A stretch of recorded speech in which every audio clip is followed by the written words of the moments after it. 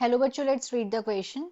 The term used for the process of separation of grains from chaff is कि जो term कौन सा use करते हैं उस प्रोसेस के लिए जहां पे ग्रेन्स को chaff से अलग करा जाता है. फोर ऑप्शंस हैं यहाँ पे. A sieving, B is threshing, C is winnowing and D is hand picking.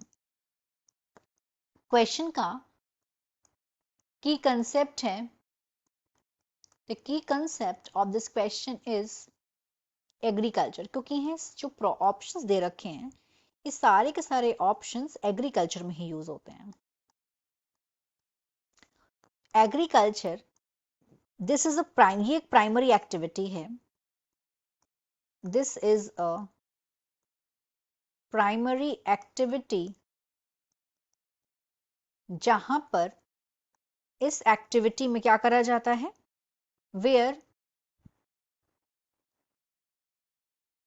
Vegetables, यहाँ पे सब्जियों को, फलों को, vegetables, fruits, flowers, crops grow किया जाता है.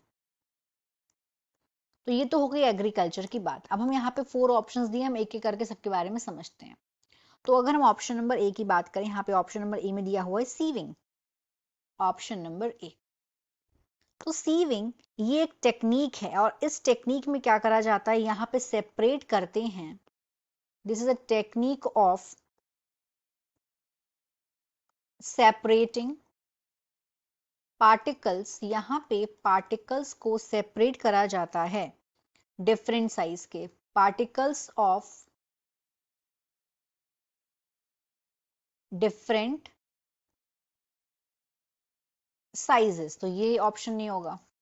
आप क्या हो रहा है यहाँ पे, सीव जैसे कि शिफ्टिंग किया जाता है फ्लोर को, बहुत छोटे छोटे जो. अब आते हैं ऑप्शन नंबर बी में. यहाँ पे बोला गया है थ्रेशिंग. तो थ्रेशिंग क्या होती है, ये एक प्रोसेस है. इस प्रोसेस में यहाँ पे सेपरेशन हो रहा है.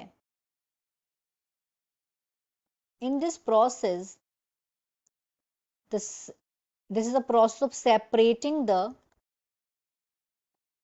grains. यहाँ पे ग्रेन्स को सेपरेट किया जा रहा है शेफ से. तो yes, this is the right option. B right option हो गया. अब सी और डी को भी देखते हैं कि इसका मतलब है क्या. सी बोला गया है विनोइंग. तो विनोइंग ये एक प्रोसेस है,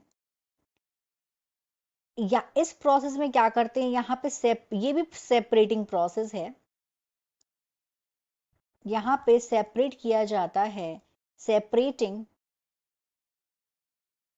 क्वालिटी ग्रेन्स. यहाँ पे क्वालिटी ग्रेन्स को सेपरेट किया जाता है शाफ से, फ्रॉम शाफ. तो यहाँ पे क्वालिटी ग्रेन्स को किया जा रहा है, तो ये भी नहीं होगा. डी में बोला गया हैंड पिकिंग.